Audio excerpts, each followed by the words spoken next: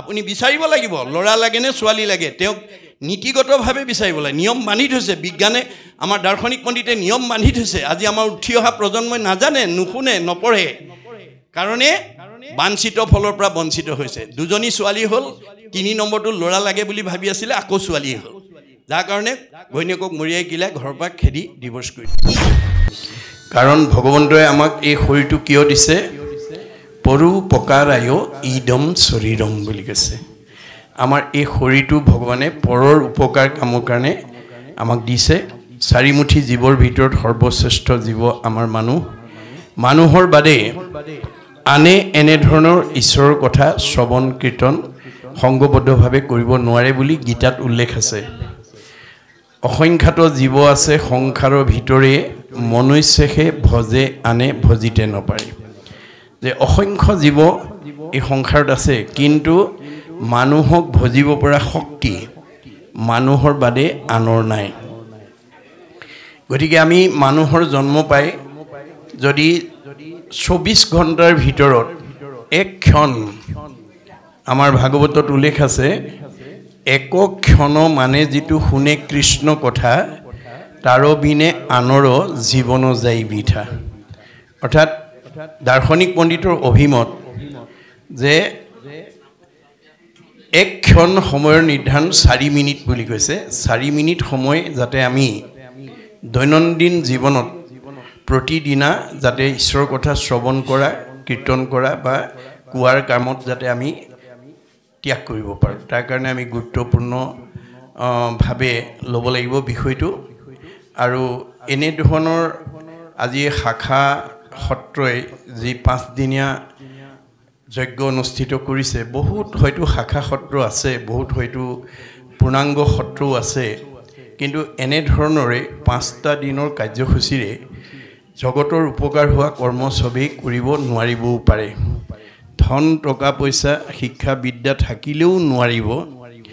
যদি ভগৱানৰ কৃপা নহয় আমাৰ ভাগৱতত উল্লেখ কৰিছে শতকোটি জন্মান্তৰে হুৱে মহাভাগ নৰহৰি ৰকজীৱে তেবে পাৱে লাগ তাতো যেবে মূৰ দায়া ভৈল যাক প্ৰতি সেহিহে কৰিব পাৰে আমাত ভকতি আজি এই শাখা সত্ৰৰ ওপৰত ভগৱানৰ কৃপা পৰিছে কাৰণে ইয়াৰ লগত জড়িত সকলে এই 5 দিনীয়া কাৰ্যসূচীৰে জগতৰ উপকাৰ হোৱা কৰ্ম সাধন কৰিব পাৰিছে ধন টকা পইচা থাকিলেও নোৱাৰিব যদি নাভাবে ভাবে ন লভতে সৰ্বম ভগৱানে কৈছে তুমি ভাবিবলৈ শিকা তোমাৰ হৃদয়তে মই আছো সমস্ত ভূতৰে মই আছো হৃদয়ত কি কাৰণে আছো য দৃষ্টি ভাৱনা জৈছ সিদ্ধি ভৱতি তাদৃশী যোনে যেনেকৈ ভাবে তেওঁৰ মনৰ ভাৱনা তেনেকৈয়ে পূৰণ কৰিবৰ কাৰণে মই হৃদয়তে আছো আমি মাত্ৰ ভাবিব লাগে দেই ভাবেন লভতে সৰ্বম আমাক ভগৱানে সকলো ভাৱৰ অনুকূল কৰ্মবিলাক কৰি দিব যদি আমি ভাবিব পাৰো ভাবেন দেৱ দৰ্শনম ভাবিব পাৰিলে আমি দেৱতা দৰ্শন কৰিব পাৰিম ভাবেন লভতে পৰম জ্ঞানম ভাবিব পাৰিলে আমি পৰম জ্ঞানৰ অধিকাৰী হ'ব পাৰিম তস্মাৎ ভাৱ অৱলম্বনম আমি সেই ধৰণৰে বেছি ভাবিব শিকিব লাগিব তস্মাৎ ভাৱ অৱলম্বনম সেই ধৰণে আমি যাতে ভাবিব পাৰোঁ তাৰ প্ৰতি মই সকলোলৈকে আগতীয়াকৈ আহ্বান জনালোঁ গতিকে আমাৰ অনাগত দিনতো আপোনালোকে যদি এই ভাগৱত অনুষ্ঠান এনেধৰণে অনুষ্ঠিত কৰি এই শাখা সত্ৰত লগত জড়িত বা এই এলেকাৰ উঠি অহা প্ৰজন্মকে ধৰি জীৱবিলাকক যদি শুনাব পাৰে তেতিয়াহ'লে পৰীক্ষিতৰ দৰে আমাৰ সকলো জীৱ মুক্তি লাভ কৰিব পাৰিব কাৰণ পৰীক্ষিতক ভগৱন্তই ভাৰতবৰ্ষৰ সৰ্বশ্ৰেষ্ঠ বৈষ্ণৱ ৰজা কৰি জন্ম দিছিল তৎসত্ত্বেও অভিশপ্ত হৈ গ'ল কিয় তেওঁৰ যিটো প্ৰতিভা দিছিল তাক উচিত প্ৰয়োগ কৰিব নজনাৰ কাৰণে ভগৱন্তই পৰীক্ষিতক বৈষ্ণৱ ৰজা কৰি জন্ম দিছিল বৈষ্ণৱৰ বৈশিষ্ট্য কি শাস্ত্ৰত উল্লেখ আছে সাধুৰ সেৱা নাম ধৰ্ম কৰিবেক সাৰ বৈষ্ণৱ বোলয় এহি তত্ত্ব আছে যাৰ সাধু মহন্তৰ প্ৰতি ভক্ত বৈষ্ণৱৰ প্ৰতি যাৰ শ্ৰদ্ধা থাকিব আৰু নামৰ প্ৰতি যাৰ আস্থা থাকিব সেই গুণবিশিষ্ট ব্যক্তিজন ডেকা ল'ৰাই হওক বা গাভৰু ছোৱালীয়ে হওক বুঢ়াৰীয়ে হওক বা শাহুৱে হওক পিতৃয়ে হওক বা মাতৃয়ে হওক সেই গুণবিশিষ্ট ব্যক্তিসকলক শাস্ত্ৰই বৈষ্ণৱ বুলি স্বীকৃতি দিছে বৈষ্ণৱৰ দ্বিতীয় বৈশিষ্ট্য হ'ল এনেকৈ সংগবদ্ধভাৱে কোনো নাম প্ৰসংগ পাঠ প্ৰসংগ ভাগৱত ব্যাখ্যা ধৰ্মালোচনী সভা আদিত বহিলে বৈষ্ণৱ গুণসম্পন্ন ব্যক্তিয়ে গ্ৰাম্য কথা নাপাতে ধন টকা পইচাৰ কথা নাপাতে বিষয়ৰ কথা নাপাতে ভকতৰো বিষয়ত নাহি আসক্তি ভকতে বিষয়ৰ প্ৰতি আসক্ত নহয় কৃষ্ণ কথা শুনিবলৈ সদায় কৰে ৰুটি ভক্ত বৈষ্ণৱে সদায় কৃষ্ণ কথা এটা শুনি কেনেকৈ জন্ম জন্মান্তৰ কাৰণে মই অক্ষয় পুণ্য লাভ কৰিব পাৰোঁ তাৰ কাৰণে সদায় অনুৰাগী হৈ থাকে অন্যতম বৈশিষ্ট্য হৈছে কি নকৰিব প্ৰাণী হিংসা মনে একোজন সদায় চিন্তিব মাত্ৰ কৃষ্ণৰ চৰণ বৈষ্ণৱ গুণসম্পন্ন ব্যক্তিয়ে প্ৰাণী হিংসা নকৰে কিয়নো আমাৰ ভাগৱতত বা শাস্ত্ৰত উল্লেখ আছে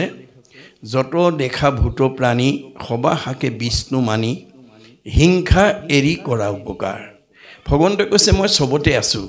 কুকুৰ চিগাৰিল গদৰ ভৰু আত্মাৰাম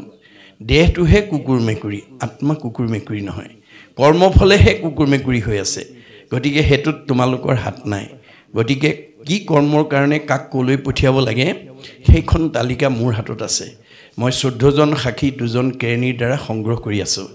গতিকে আমি জীৱশ্ৰেষ্ঠ মানুহ হিচাপে আমাক ভগৱন্তই মিলা প্ৰীতিয়ে থাকিবৰ কাৰণে পৰিয়ালত সীমা ঘৰীয়াৰ লগত সমাজৰ লগত মানে ককাই ভাইৰ লগত মিলা প্ৰীতিয়ে থাকিবৰ কাৰণে আমাক জীৱশ্ৰেষ্ঠ মানুহ হিচাপে জন্ম দিছে আমি যদি জীৱশ্ৰেষ্ঠ মানুহ হৈ ককাই ভাইৰ মাজত কাজিয়া কৰি থাকোঁ সীমা ঘৰীয়াৰ মাজত কাজিয়া কৰি থাকোঁ স্বামী স্ত্ৰীৰ মাজত কাজিয়া কৰি থাকোঁ শাহু বোৱাৰীৰ মাজত কাজিয়া কৰি থাকোঁ তেতিয়াহ'লে ভগৱন্তই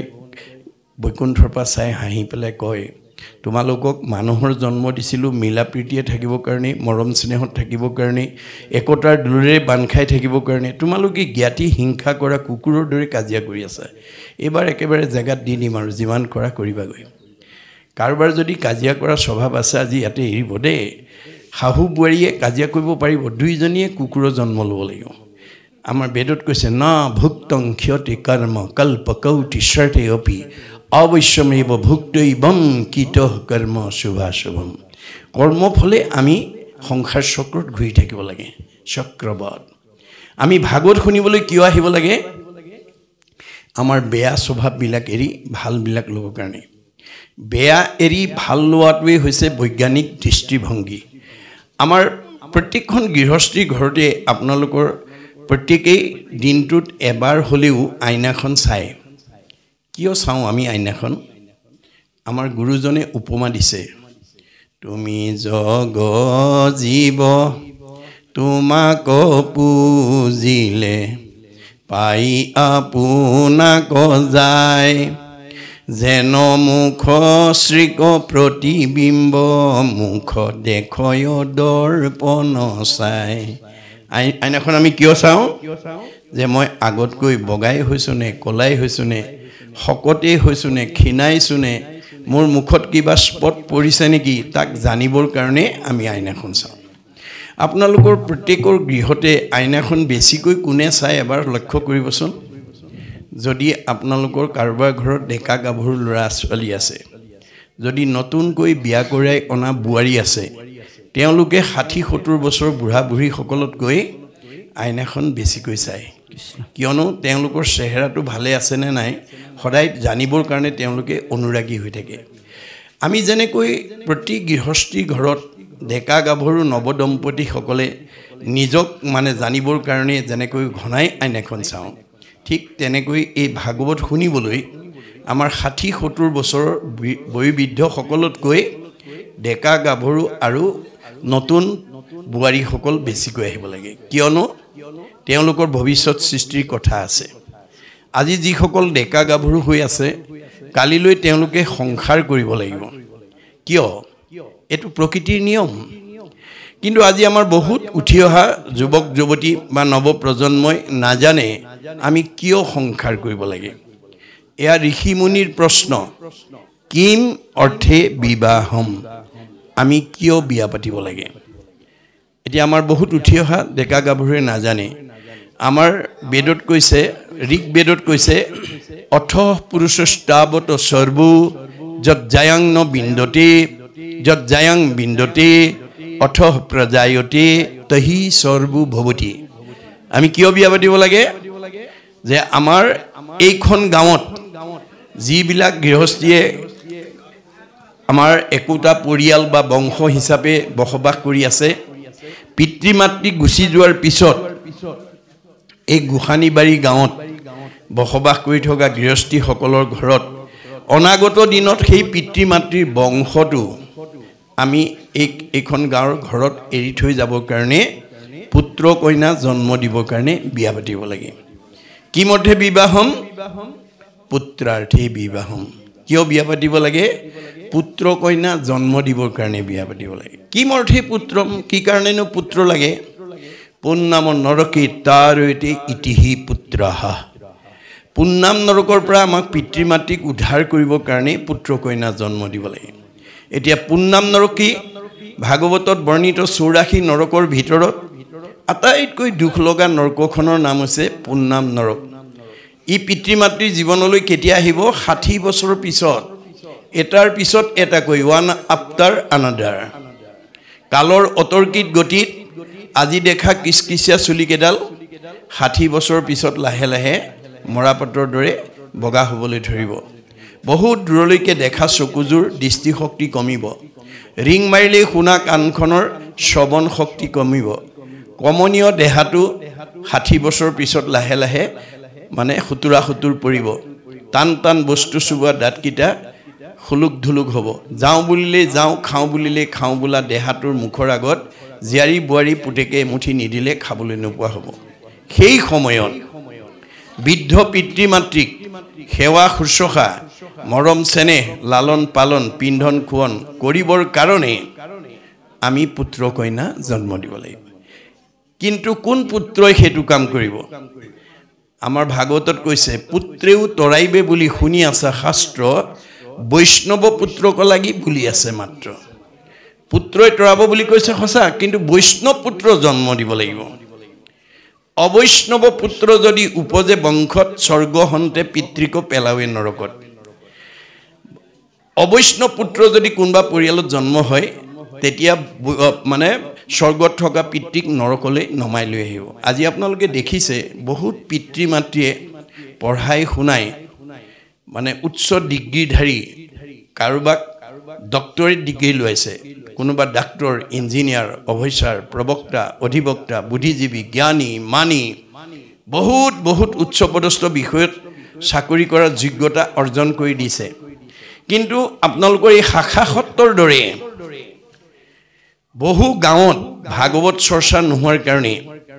ভাগৱতৰ দৰ্শন নজনাৰ কাৰণে সেই সকল উচ্চ ডিগ্ৰীধাৰী পুত্ৰ উচ্চ মানে চাকৰি কৰা পুত্ৰই আজি আমাৰ সমাজলৈ কি আদৰ্শ দিছে আনৰটো দূৰৰ কথা নিজৰ জন্মদাতা বৃদ্ধ পিতৃ মাতৃক বৃদ্ধ বয়সত কেনেকৈ সেৱা শুশ্ৰূষা মৰম চেনেহ লালন পালন কৰিব লাগে তাক নাজানি বৃদ্ধাশ্ৰমলৈ খেদি পঠিয়াইছে আপোনালোকৰ এই শাখা সত্ৰৰ যদি প্ৰতি বছৰে এনেধৰণে আজি আপোনালোকে 5 দিনীয়া কৰিছে মই ল'ৰাটোক কৈছোঁ যে 5 দিন কৰিবলৈ যাওঁতে যথেষ্ট কায়িক মানসিক বৌদ্ধিক আৰ্থিকভাৱে যথেষ্ট কষ্ট হৈছে 5 দিনৰ ঠাইত আপোনালোকে 2 দিন কৰক কিন্তু প্ৰতি বছৰে কৰিবলৈ যত্ন কৰক প্ৰতি বছৰে যদি আপোনালোকৰ এই শাখা সত্ৰত ভাগৱত চৰ্চা কৰি প্ৰথম স্কন্ধৰ পৰা দ্বাদশ স্কন্ধ জীৱন্ত অৱস্থাত শুনিব পৰা সুবিধা দিব পাৰে তেতিয়াহ'লে এইখন গাঁৱলৈ বৃদ্ধ বয়সত বৃদ্ধ পিতৃ মাতৃক বৃদ্ধাশ্ৰমলৈ খেদি পঠিওৱা জীৱ পুত্ৰৰূপে আহিব নোৱাৰিব মনত ৰাখিব কথাটো শাহু বোৱাৰীৰ মাজত মনোমালিন্য হোৱা জীৱ এইখন গাঁৱলৈ এইখন সত্ৰৰ এলেকালৈ আহিব নোৱাৰিব সীমাঘৰীয়াৰ মাজত কাজিয়া পেচাল লাগি থকা সমাজৰ লগত মনোমালিন্য ঘটি থকা ককাই ভাইৰ মাজত মনোমালিন্য জীৱ ইয়ালৈকে আহিব নোৱাৰিব পোহৰৰ ওচৰলৈ যেনেকৈ আন্ধাৰ আহিব নোৱাৰাটো বিজ্ঞানসন্মত সত্য বাস্তৱ সত্য যিখন গাঁৱত যিখন সত্ৰ শাখা সত্ৰ বা মানে অঞ্চলত এই ভাগৱতৰ ভক্তি ধৰ্ম প্ৰচাৰ হ'ব ভক্তি মানে পোহৰ এই ভক্তি ধৰ্ম প্ৰচাৰ হৈ তালৈ বেয়া জীৱ আহিব নোৱাৰাটো তেনেকৈ সত্য যদি ইতিমধ্যে আহিছে ভাগৱত শুনাৰ লগে লগে সংস্কাৰ হৈ যাব আকৌ শুনি বন্ধা নাৰী পুত্ৰ हुए গুণৱন্ত ভাগৱত শুনিলে সতি সন্তান নোহোৱা মহিলাই সুযোগ্য সন্তান পোৱাৰ যোগ্যতা পায় বুলি ভাগৱতত উল্লেখ আছে আকৌ শুনি বন্ধা নাৰী পুত্ৰ हुए গুণৱন্ত দুৰ্জনো সজনো हुए দুখী ধনৱন্ত কোনবা যদি বেয়া মানুহ আহিছে ভাল হৈ যাব দুৰ্জনো সজনো हुए দুখীয়া মানুহ ধনী হৈ যাব আপোনালোকৰ গাঁৱত যদি দুখীয়া মানুহে ভাগৱত শুনে পঢ়ে ধনী হৈ যাব মনত ৰাখিব সেই কাৰণে ভাগৱতে আহ্বান জনাইছে কিন্তু আগে প্ৰথমত মহাশাস্ত্ৰ ভাগৱত শুনিও ক মহা যত্ন কৰি বিশেষণ লগাইছে মনত ৰাখিব বছৰৰ মূৰত 5 দিনীয়া এটা সৌভাগ্য আপোনালোকে পাইছে মহা যত্ন কৰি ভাগৱত শুনিবলৈ আহিব লাগে কিয় বিষয়ৰ দুখ যত সকলে কৰিব হত হৰি ভকতৰ সংগ ধৰি আজিৰ দৰে ভকতৰ সংগত বহি যদি ঈশ্বৰৰ কথা শুনে আপোনালোকৰ বৈষয়িক যিবিলাক দুখ বেদনা আপোনালোকে ভুগি আছে আপোনালোকে জানিব আপোনালোকে ব্যক্তিগত জীৱনত পাৰিবাৰিক জীৱনত দাম্পত্য জীৱনত যুগ্ম জীৱনত সাংসাৰিক জীৱনত সামাজিক জীৱনত কি দুখ কষ্ট ভুগি আছে ভুক্তভোগীসকলেহে জানিব কিন্তু আমাৰ ভাগৱতে কৈছে তুমি দুখত ভুগি থকাটো কাৰো লক্ষ্য নহয় আমি দুখত থকাটো কোনেও নিবিচাৰো কিন্তু নিবিচাৰিলেও আপুনি ভুগিব লাগিব যদি ভাগৱত শুনিবলৈ নাহে ভাগৱত নুশুনা মানুহ কেতিয়াও দুখ মুক্ত হ'ব নোৱাৰে ভাগৱত নুশুনা জীৱ কেতিয়াও সংস্কাৰ হ'ব নোৱাৰে এই কথা বিজ্ঞানে স্বীকাৰ কৰিছে যে আমাৰ পৃথিৱীৰ উপৰি ভাগত যি বায়ুমণ্ডল আছে তাক ঘনত্বৰ ওপৰত বিজ্ঞানে প্ৰধানকৈ 3টা স্তৰত ভাগ কৰি দেখুৱাইছে টপস্ফিয়াৰ টেট্ৰস্ফিয়াৰ আইনস্ফিয়াৰক আটাইতকৈ ওপৰৰ স্তৰ বৈতৰণী নদী বুলি কল্পনা কৰা হৈছে ভাগৱত শুনা জীৱ ইমান নিৰ্মল হৈ যাব প্ৰাণৰ পিছত এই 3টা লেয়াৰ ভেদ কৰি 14 ব্ৰহ্মাণ্ডৰ বাহিৰত শুদ্ধ জীৱ ভকতৰ কাৰণে নিৰ্মাণ কৰি থোৱা বৈকুণ্ঠত অৱস্থান কৰিব আৰু ঘূৰি আহিব নালাগে ভাগৱত শুনিবলৈ কিয় আহিব লাগে জন্ম ৰহিত হ'ব কাৰণে আপুনি যদি বাৰে বাৰে জন্ম হৈ থাকিব লাগে যতেই জন্ম নহওক গৰ্ভৰ যন্ত্ৰণা আৰু মৃত্যুৰ ভয়ে আপোনাৰ পিছে পিছে খেদি থাকিব কোনো জীৱ এই দুটাৰ পৰা মুক্ত হ'ব নোৱাৰে যদি অহা যোৱা কৰি থাকিব লাগে গতিকে আমাক ভগৱন্তই 4 মুঠি জীৱৰ ভিতৰত সৰ্বশ্ৰেষ্ঠ জীৱ কৰি জন্ম দিছে উৰণ বুৰণ গজন ভ্ৰমণ এই 4 মুঠি জীৱ সবাৰো হৃদিত আত্মাৰূপে আছে পূৰ্ণ ব্ৰহ্ম সদাশিৱ সবতে ভগৱান আছে গুৰি পৰাৰ পৰা গজহস্তিলৈ গছ লতিকাৰ পৰা সকলোতে ভগৱন্ত আছে তথাপিতো শাস্ত্ৰই কি বুলি ক'লে মনুষ্যৰ জন্ম সবাহান্তে শ্ৰেষ্ঠ আছে দিব্য জ্ঞান পায় আমাৰ এটা জ্ঞান আছে যিটো ইতৰ প্ৰাণীৰ নাই ইতৰ প্ৰাণীৰ লগত 4টা বিষয়ত আমাৰ পাৰ্থক্য নাই কিহত নাই আহাৰ নিদ্ৰা ভয় মৈথুনৈশ্য সামান্যম এতৎ পশুৰভি নৰানাম আহাৰ নিদ্ৰা ভয় মৈথুন আমাৰো আছে গৰু ছাগলীৰ আছে আমিও আহাৰ খাওঁ গৰু ছাগলীও খায় আমিও জিৰণি লওঁ ইতৰ প্ৰাণীও জিৰণি লয় আমিও সন্তান জন্ম দিওঁ তেওঁলোকেও দিয়ে আমিও মৰিবলৈ ভয় কৰোঁ তেওঁলোকো ভয় কৰে এই 4টা বিষয়ত ইতৰ প্ৰাণীৰ লগত আমাৰ কোনো পাৰ্থক্য নাই আমাৰ পাৰ্থক্যটো ক'ত আছে বেদে কৈছে ধৰ্মহি তেইছাম অধিক বিশেষ ধৰ্ম গুণটো ইতৰ প্ৰাণীতকৈ আমাৰ বেছিকৈ আছে যাৰ কাৰণে আজি আমি একেলগে বহি ঈশ্বৰৰ কথা শুনিব পাৰিছোঁ অন্য জীৱই নোৱাৰে এই ধৰণে ঈশ্বৰৰ কথা শুনাটোকে ধৰ্ম বুলি ডক্টৰ সৰ্বপল্লী ৰাধাকৃষ্ণনে মন্তব্য কৰিছে কি বুলি ধৰ্ম কি বস্তু যিটো বস্তুৱে আমাক ইজনক সিজনে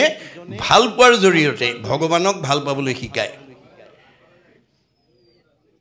religion binds men to men and men to God এই ধৰণৰ কৰ্ম আঁচনিবিলাকে পৰিয়ালৰ সমাজৰ অঞ্চলৰ লোকবিলাকক ইজনে সিজনক ভাল পাবলৈ শিকাব তাৰ জৰিয়তে আমি ভগৱানক ভাল পাব পাৰিম আৰু এই মাধ্যমটো যদি আপোনালোকে প্ৰত্যেকখন গাঁৱতে মহাপুৰুষ গুৰুজনাই দি দিয়া অমূল্য সম্পদ নামঘৰে যদি এই আঁচনিটো আমাৰ প্ৰত্যেক গাঁৱে লয়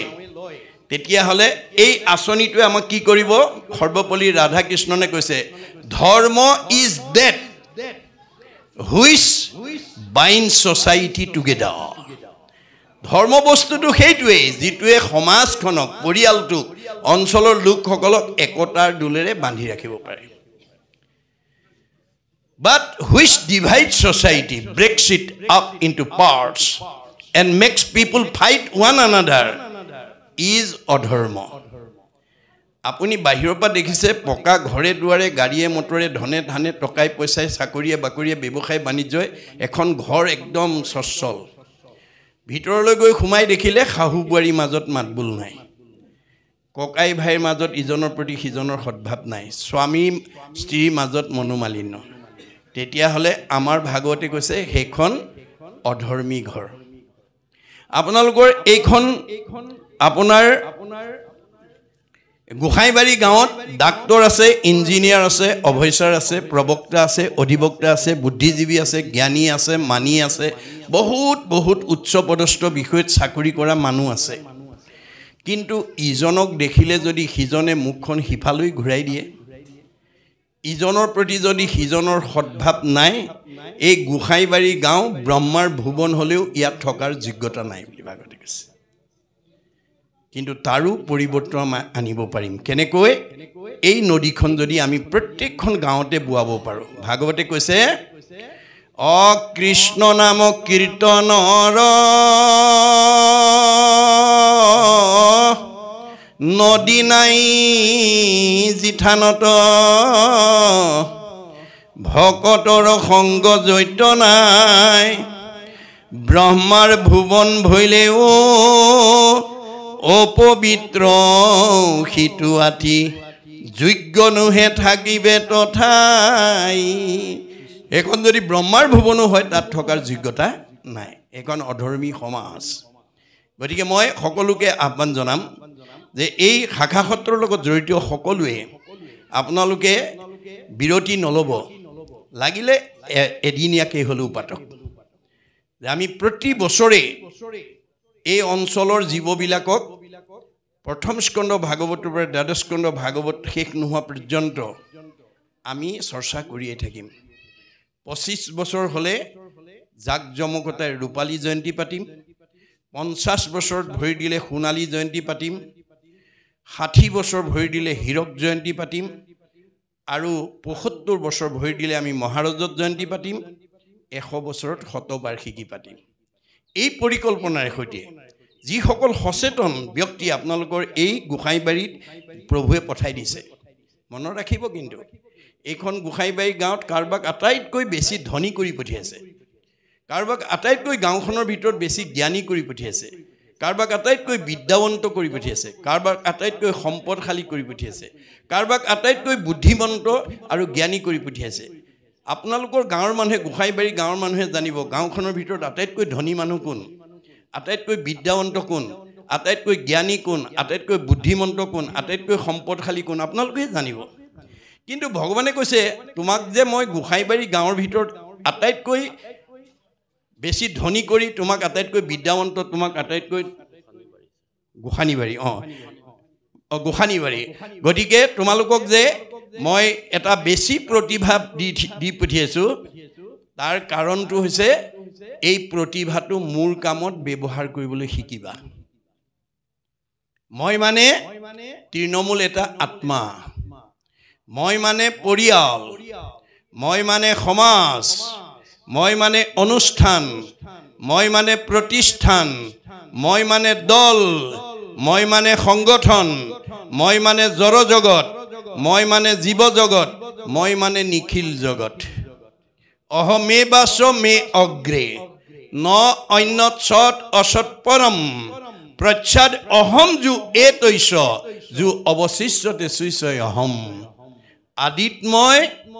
মধ্যত মই শেষত ময়েই থাকিম তুমি দেখা জগতখন মিছা জগত মিথ্যা ব্ৰহ্ম সত্য ব্ৰহ্মহে সঁচা ব্ৰহ্ম কি জীৱ ব্ৰহ্ম এব কেৱলম জীৱই ব্ৰহ্ম আপোনালোকে ৰাতিপুৱা শুই উঠাৰ পৰা গধূলা খোৱালৈকে জন্মৰ পৰা মৃত্যুলৈকে তৃণমূল এটা আত্মাক পাৰে পৰিয়ালক পাৰে সমাজক পাৰে অনুষ্ঠানক পাৰে প্ৰতিষ্ঠানক পাৰে দল সংগঠনক পাৰে জড়জগত জীৱজগত যাকেই পাৰে আপোনালোকে এই শৰীৰটো মন বুদ্ধিৰে আপোনালোকে উপকাৰ কৰক পৰক উপকাৰ কৰিলে আপোনাৰ পুণ্য হ'ব পৰোপকাৰায় পুণ্যম পুণ্য হ'লে আপুনি সুখ ভোগ কৰিব ব্যক্তিগত জীৱন পাৰিবাৰিক জীৱনত আপুনি উন্নতি কৰিব আৰু জীৱই মৃত্যুৰ পিছত সদ্গতি পাব আপোনাৰ সেই ধন বল জ্ঞানৰ বল বুদ্ধিৰ বল আছে বুলি যদি সীমাঘৰীয়া মানুহজনক আপুনি দুখ কষ্ট দিয়ে ওচৰ চুবুৰীয়াক যদি দুখ কষ্ট দিয়ে কাৰোবাক যদি মনত আঘাত কোৱাকৈ কথা কয় তেতিয়াহ'লে আপোনাক দি পঠিওৱা প্ৰতিভাটোৰ কাৰণে আপুনি অভিশপ্ত হ'ব পাপায় পৰপীড়নম পৰীক্ষিতক বৈষ্ণৱ কৰি পঠিয়াই দিছিলে অভিশপ্ত হৈ গ'ল কাৰণ তেওঁ বৈষ্ণৱ হৈ প্ৰাণী হিংসা কৰিব গুচি গ'ল পহু মাৰিবৰ কাৰণে গুচি গ'ল যোৱাৰ কাৰণে পাপ সিজিলে পহুৰ পিছে পিছে দৌৰি দৌৰি পিয়াহত অন্থকণ্ঠ শুকাই সমীক ঋষিৰ আশ্ৰমত পানী বিচাৰি সোমাল যিটো সময়ত সমীক ঋষিয়ে একান্ত মনে ঈশ্বৰক ধ্যান কৰি আছে কোন আহিছে কোন অহা নাই ক'ব নোৱাৰে আপোনালোকে যদি এতিয়া মই কোৱা কথাখিনি একান্ত মনে শুনি থাকে আপোনাৰ আগে পাছে কোন অহা যোৱা কৰি আছে আপুনি ক'ব নোৱাৰে পৰীক্ষিতে বিবেচনা নকৰি পদমৰ্যাদাক প্ৰাধান্য দি মই দেশৰ ৰজা তুমি মোৰ প্ৰজা তোমাৰ আশ্ৰমত আহিছোঁ তুমি মোক মান্যতা দিয়া নাই খঙত একো নাই হৈ ধনুৰ আগেৰে মৰাসাপ এটা আনি সমীক ঋষিৰ ডিঙিত মেৰিয়াই থৈ গুচি গ'ল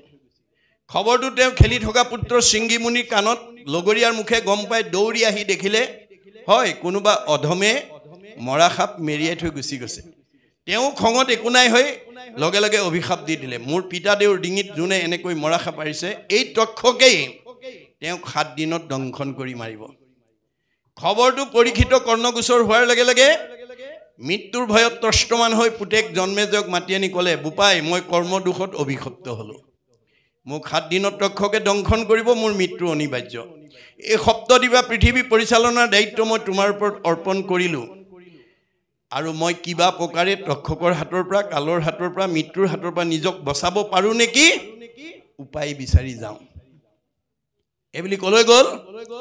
গংগাৰ পাৰত গৈ আশ্ৰয় ল'লেগৈ এতিয়া আমাৰ প্ৰশ্ন হ'ল পৰীক্ষিতে যদি মৃত্যুৰ হাতৰ পৰা কালৰ হাতৰ পৰা তক্ষকৰ হাতৰ পৰা নিজক বচাবৰ কাৰণে যদি গংগাৰ আশ্ৰয় লয় আমি ল'ব লাগে নে নালাগে আৰু এই 5টা দিনত আপোনালোকে লৈছেনে নাই এই কথা অনুভৱ কৰিব লাগিব আসলতে কি গংগা নামেই গংগা আজি আপোনালোকে এটা সৌভাগ্য পাইছে যে 5টা দিনে ভগৱানৰ নামৰ আশ্ৰয় ল'বৰ কাৰণে সুবিধা পাইছে নামে নাটাৰিলে জীৱ আৰু কোনে তাৰে অন্যই আমাক তৰাব নোৱাৰে খবৰটো পোৱাৰ লগে লগে ৰাজ্যৰ দেৱঋষি ৰাজঋষি ব্ৰহ্মঋষি ঋতিজকে প্ৰমুখ্য কৰি গণ্যমান্যসকল আহি পৰীক্ষিতৰ সন্মুখত সমবেত হ'ল এই কথাটোৱে আমাক কি শিকাইছে যে আপোনালোকৰ গোসানীবাৰী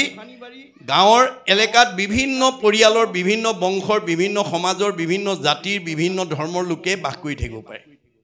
ধৰ্মৰ ভিন্নতা থাকিব পাৰে জাতিৰ ভিন্নতা থাকিব পাৰে সমাজৰ ভিন্নতা থাকিব পাৰে বংশ পৰিয়ালৰ ভিন্নতা থাকিব পাৰে কিন্তু আত্মাৰ ভিন্নতা নাই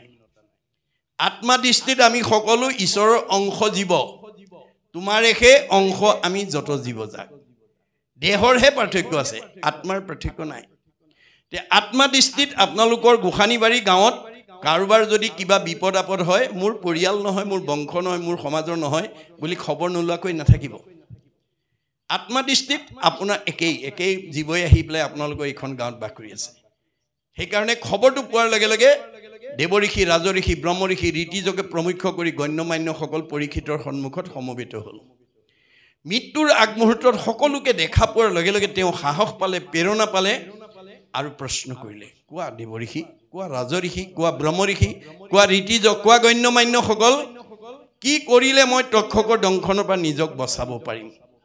ৰজাৰ প্ৰশ্ন শুনি প্ৰত্যেকে নিজা নিজা অভিমত আগবঢ়ালে কোনে ক'লে তপ কৰা কোনে ক'লে জপ কৰা কোনে ক'লে যজ্ঞ কৰা কোনে ক'লে দান কৰা কোনে ক'লে তীৰ্থ কৰা কোনে ক'লে স্নান কৰা নানা ঋষিৰ নানা মত নানা ঋষিৰ নানা মতে পৰীক্ষিতৰ মৃত্যু ভয় আঁতৰ কৰিব নোৱাৰিলে কিয় কাৰণটো আমাৰ একাদশ স্কন্ধ ভাগৱতত গুৰুজনাই ব্যাসকৃত মানে এই বেদ বেদান্তৰ সাৰ ভাগৱত অসমীয়ালৈ তৰ্জমা কৰি একাদশ স্কন্ধ ভাগৱতত এই কথা লিখি থৈ গৈছে অৰ্থাৎ ভগৱন্তৰ সৃষ্টি চাৰিমুঠি জীৱৰ ভিতৰত জীৱশ্ৰেষ্ঠ মানুহ হিচাপে আমি কাক ভজিব লাগিব কেনেকৈ ভজিব লাগিব কেনেকৈ ভজিলে আমি এই মায়াময় সংসাৰখনৰ পৰা আমি নিজক উদ্ধাৰ কৰিব পাৰিম সেই সম্পৰ্কে ভগৱন্তই নিজ মুখেদি কৈ থৈ গৈছে আন ধৰ্মবিলাক ঋষিবিলাকৰ মুখেদি কৈছে আন ধৰ্ম ঋষিৰ মুখে কৰাইলা বেকত কহিলা আপোন মুখে নিজ ধৰ্ম যত আন ধৰ্মবিলাক ঋষিবিলাকৰ মুখেদি কোৱা কাৰণে নানা ঋষিৰ নানা মতে পৰীক্ষিতৰ মৃত্যু ভয় আঁতৰ কৰিব নোৱাৰিলে অৱশেষত আমি মানুহ হিচাপে জীৱশ্ৰেষ্ঠ মানুহ হিচাপে যিটো ধৰ্ম আচৰণ কৰিলে আমি এই সংসাৰৰ পৰা উদ্ধাৰ হ'ব পাৰিম সেই ধৰ্মকো তেওঁ নিজৰ মুখেদি কৈ থৈ গৈছে হেতুৱে হৈছে ভাগৱত ধৰ্ম হেতুৱে হৈছে ভক্তি ধৰ্ম আৰু হেতুৱে হৈছে নাম ধৰ্ম যেটো আপোনালোকে আজি 5 দিন অনুষ্ঠিত কৰিছে অৱশেষত শুকদেৱে আহি প্ৰথম স্কন্ধ ভাগৱতৰ পৰা দ্বাদশ স্কন্ধ ভাগৱত 7 দিন 7 ৰাতি নীৰৱ নিশ্চিন্তভাৱে পৰীক্ষিতক শ্ৰৱণ কৰাৰ লগে লগে দ্বাদশ স্কন্ধ ভাগৱত শুনাৰ লগে লগে তেওঁ কি হ'ল আপোনাৰ দ্বাদশ স্কন্ধ ভাগৱত শুনাৰ লগে লগে তেওঁ ব্ৰহ্মজ্ঞান প্ৰাপ্ত হৈ গ'ল মই ইমান সময় মৰিম বুলি যেটো ভয় কৰি আছিল তাৰ দেখোন মৃত্যুই নাই অৰ্থাৎ আমাৰ জীৱৰ মৃত্যু নাই মৃত্যু কাৰ আছে দেহৰেহে ধৰ্ম জন্ম মৰণ আমাৰ দেহটোৰহে জন্ম মৃত্যু আছে জীৱৰ কি আছে গতি আৰু সংস্কাৰ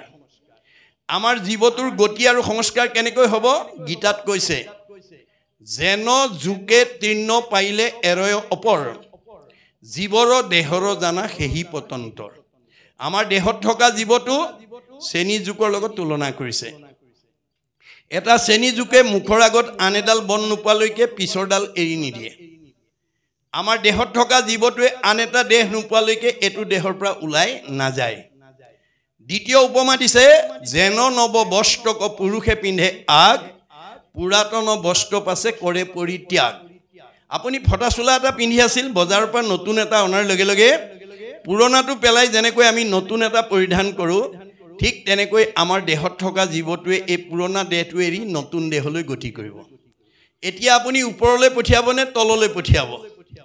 আপোনাৰ দেহত থকা জীৱটো ওপৰলৈ পঠিয়াব নে তললৈ পঠিয়াব ইয়াৰ দায়িত্ব আপোনাৰ সেইকাৰণে দাৰ্শনিক পণ্ডিতে কৈছে ইউ আৰ দ্য কিউৰেটৰ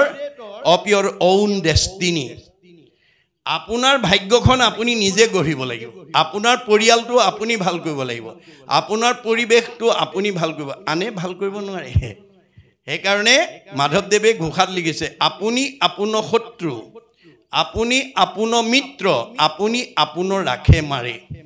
হৰিক নভজি নৰে আপুনি হৈ নষ্ট হৰি ভজি আপোনাৰ কথাই এই 5 দিনীয়া কাৰ্যসূচী পায়ো যদি আপোনালোকে ঈশ্বৰৰ কথা শুনিবলৈ নাহে আপুনি নিজে মৰিব তাৰ কাৰণে ভগৱান দায়বদ্ধ নহয়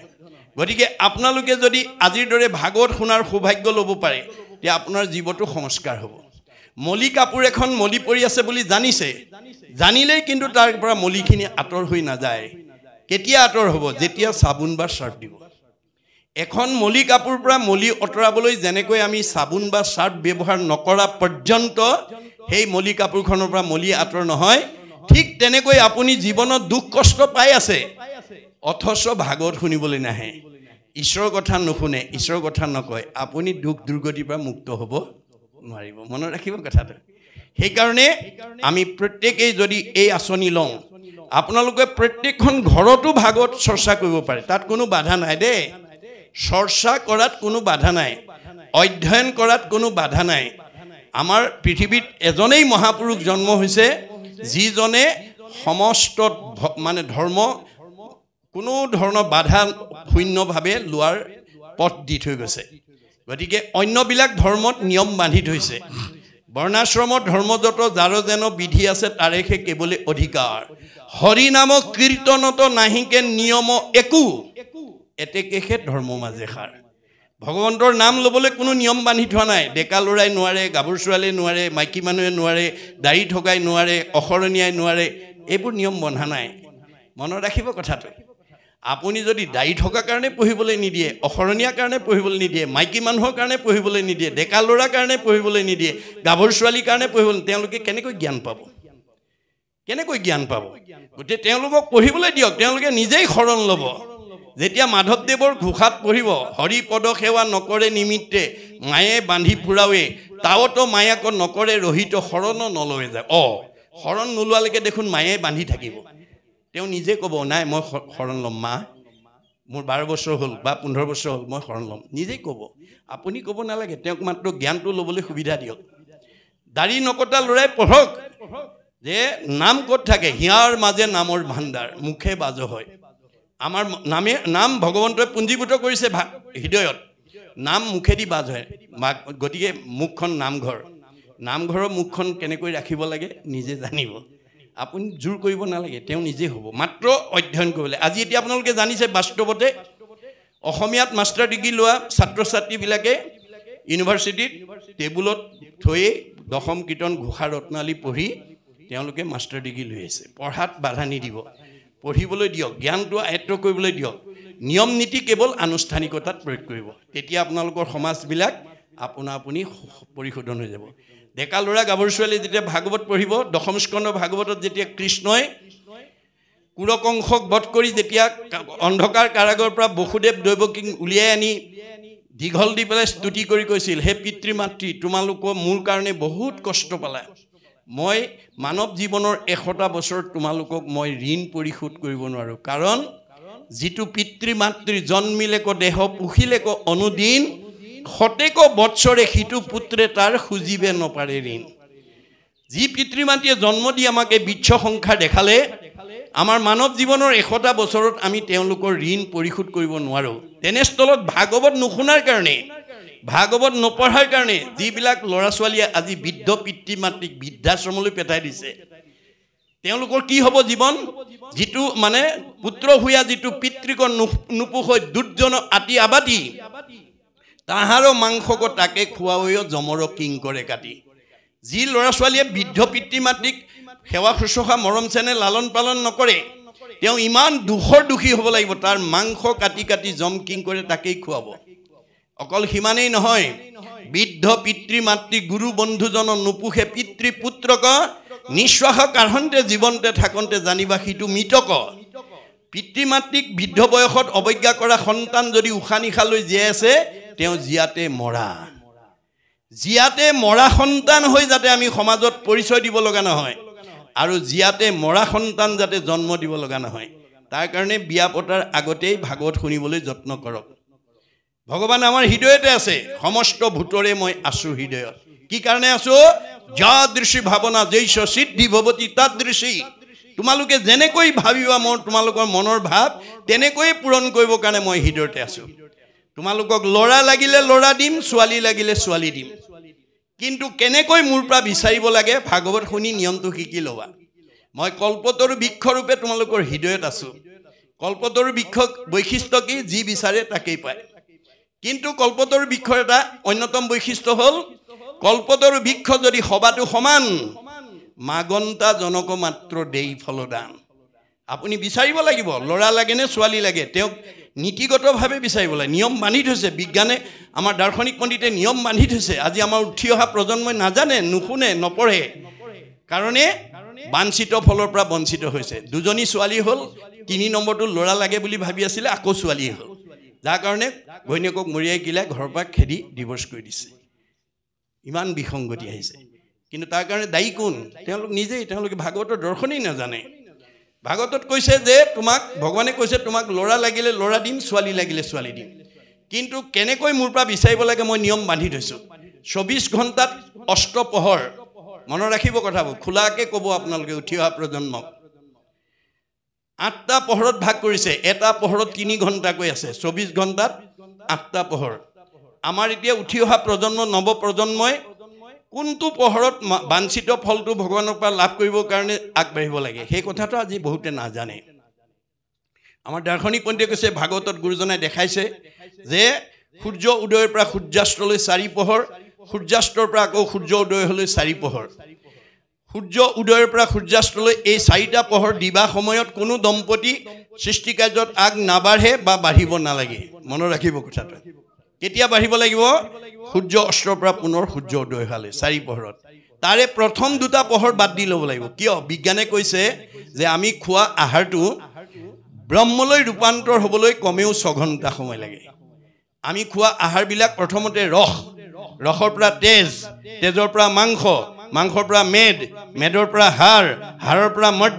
মজ্জাৰ পৰা শুক্ৰৰ পৰা আমাৰ সন্তান জন্ম হ'ব গতিকে দুটা পোহৰ বাদ দি তৃতীয় আৰু চতুৰ্থ পোহৰত আগবাঢ়িব লাগিব কেনেকৈ পুৰুষ প্ৰকৃতি হবা একমতি তেহে সিজিব হৰিত ভকতি দুইজন একমনা হৈ ভাবিব লাগিব যে প্ৰথম বা দ্বিতীয় সন্তানটো আমাক ল'ৰা লাগে নে ছোৱালী লাগে কেনেকুৱা গুণৰ ল'ৰা ছোৱালী লাগে দুইজনে আলোচনা কৰি ল'ব লৈ যথা সময়ত তেওঁক ভাৱটো নিবেদন কৰিব দুইজনে মনত ৰাখিব কথাটো যদি দুইজনৰ মাজত মতভেদ থাকে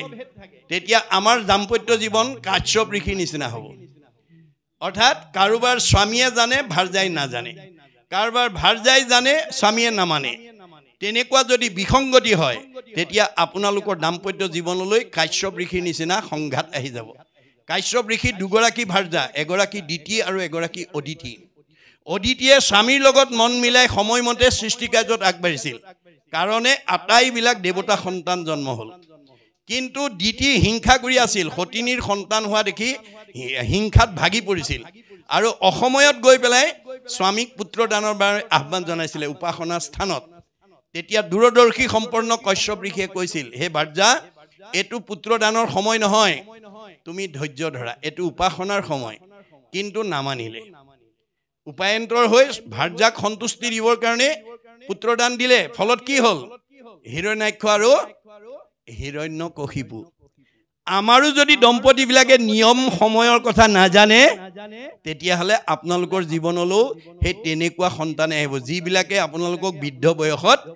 ঘৰৰ পৰা খেদি পঠিয়াব গতিকে আপোনালোকে ভাগৱত অধ্যয়ন কৰি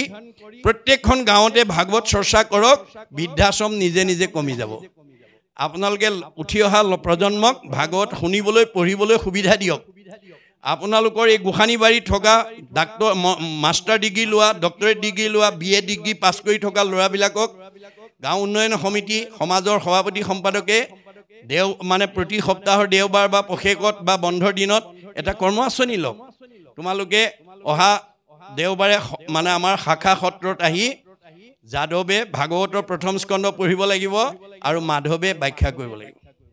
নেক্সট কল্পনাই তাৰ পিছৰ অধ্যায়টো অহা সপ্তাহত বা অহা পষেকত পঢ়িব লাগিব আৰু মিনতিয়ে ভাঙিব লাগিব দায়িত্ব দি দিয়ক তেওঁলোকে নিজে গৈ আপোনালোকৰ জনাবিলাকৰ ওচৰত সুৰ শিকিব অৰ্থ শিকিব যেতিয়া তেওঁলোকক আধ্যাত্মিক জগতখনলৈ লৈ আহিব তেওঁলোক একোজন মানৱ সম্পদ হিচাপে গঢ়ি উঠিব আমি যেতিয়ালৈকে পুথিগত ডিগ্ৰীতহে গুৰুত্ব দি থাকোঁ পুথিগত ডিগ্ৰীয়ে আমাক কাকো প্ৰকৃত মানৱ কৰি গঢ়ি